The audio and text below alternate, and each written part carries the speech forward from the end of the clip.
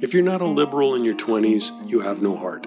But if you're not a conservative after your 30s, you have no brain. There's different versions of this saying. One that's usually attributed to Winston Churchill gets very specific on the actual age. If you're not a liberal at 25, you have no heart. If you're not a conservative at 35, you have no brain. Apparently, there's a 10-year gap where you still have time to decide, and it's all up for grabs. However, according to the International Churchill Society, Winston Churchill never said this, since he was supposedly a conservative when he was 15 and a liberal at 35. However the saying goes, it's true that younger people tend to think and vote liberal, yet as people get older, especially when they start paying income taxes and property taxes and begin raising children, people realize that not everything should be up for grabs and they shift to being more conservative. It's totally natural. However, the point of this video is to illustrate how it doesn't matter whether you're young and still living with your parents, or if you've already become a parent. There is a time and place to be both liberal and or conservative. That's why I would like to add a new twist to this old saying. If you haven't figured out when to be liberal and when to be conservative after your 40s, you're not thinking hard enough about certain issues. Because depending on the issue, if it's a problem that needs fixing and old ideas aren't working, that's a time to be liberal, idealistic, and empathetic to other people's perspectives. But if it ain't broke and you don't need to fix it, then it pays, almost literally, to be conservative and pragmatic and realize it's not a good idea to change for the sake of change.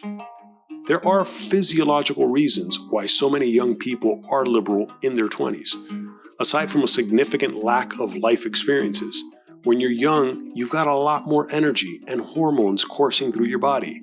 You want to explore and make things happen. You want to change the world, hopefully for the better. Yet that's what a lot of young people don't seem to realize. Change for the sake of change isn't necessarily a good thing. That's why there's another old political saying, the road to hell is paved with good intentions. That's because good intentions alone are no guarantee of good judgment, let alone good outcomes. I'll never forget two of Obama's campaign slogans for his 2008 election. There was hope in change and yes we can. I was suspicious of both of these slogans, and not simply because I was already in my 30s. What exactly was Obama hoping to change? Was it our healthcare system? Because Obamacare, or the Affordable Care Act, has made healthcare even more abusively expensive than before, at least for most working class people. As for race relations and political polarization, things are worse now than before most Americans even knew who Obama was. And as for the war in Afghanistan, we wouldn't be pulling out troops until 2021 by his former Vice President Joe Biden, and the entire operation was disastrous. But I was especially skeptical of Obama's slogan, "Yes, we can."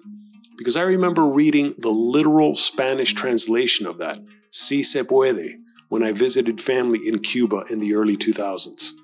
The fact that a murderous communist regime would promote the saying, "Si se puede," or "yes we can," implied to me that yes, small groups of authoritarian, power-hungry psychopaths can take over and turn an entire island nation into a virtual prison state. Yet Obama was fairly conservative in his approach to many economic policies in comparison to Bernie Sanders, who openly admitted his admiration for the Castro regime. And so did many of Bernie's younger supporters and devotees who had no clue what it was like to really live in a socialist nation, and much less under communist totalitarianism where you don't have the right to protest over racial issues, much less gay or transgender rights. And forget about freely traveling outside the nation when you realize that the liberal progressive left can be just as illiberally regressive as the conservative right. This is why we need to be careful with encouraging people to identify solely as liberals or conservatives, as if we can't be both depending on the issues. We need people to be more liberal to ideas such as the full legalization of marijuana, which was one of the few, if only, issues I agreed with Bernie Sanders. Our war on drugs and imprisoning people for nonviolent drug offenses needs to end. We could also benefit from the legalization of prostitution. because human sex trafficking in this country could be dramatically minimized if more people were liberal and open to legalize prostitution. Yet this is clearly forbidden in most conservatives' minds, especially the religious ones that still have an issue with gay marriage, let alone abortion. Yet there's clearly a time to be conservative, pragmatic, and realize that tolerance has its limits when it comes to other issues such as runaway transgender demands, where trans women who are actually biological men are now being allowed to compete alongside women in professional sports. And this issue is a great but unfortunate example of how the liberal and conservative divide splits down age groups nowadays. And a specific example is how the author of Harry Potter, J.K. Rowling, is still being vilified for her tweets on this issue. One in particular that read, "People who menstruate, I'm sure there used to be a word for those people. Wumben? Wimpund? Wumud?"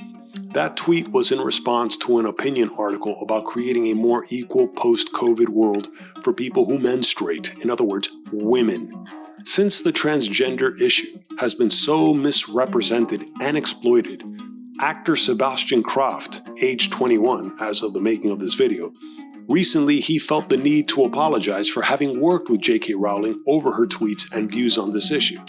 And other actors such as Daniel Radcliffe and Emma Watson, who were children when they worked on the Harry Potter franchise but now are adults, have also spoken out against J.K. Rowling's views on transgenderism. In a weird way, it's almost like children speaking out against whatever it is their parents are saying just because it's their parents. Because what J.K. Rowling has been saying about transgender people and their rights is hardly controversial. She's not attacking people. She's not ridiculing them. She's not saying they don't have a right to exist or any such thing. What she has said has been almost deliberately taken out of context by bad faith activists, wrongfully claiming that her tweets are basically hate speech. Now, I don't doubt actors like Sebastian Croft, Daniel Radcliffe, and Emma Watson feel some genuine empathy towards transgenders. But I also don't doubt there is a bit of cowardice masquerading as courage in the name of liberalism. They think they're being open and brave to take that stance. But there's nothing liberal about caving into the demands of woke activists that no one will ever entirely please.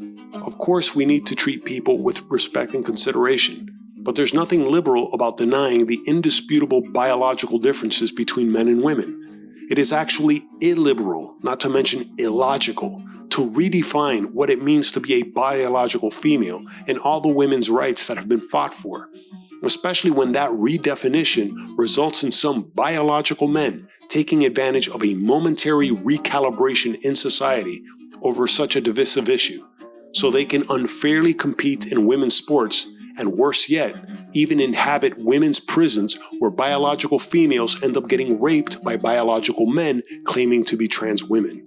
The non-stop pendulum swing between liberalism and conservatism in societies is unfortunate, but it's almost inevitable because this is how we progress and even regress as a species. Since evolution is based on trial and error, it's very much like the growing pains any child goes through.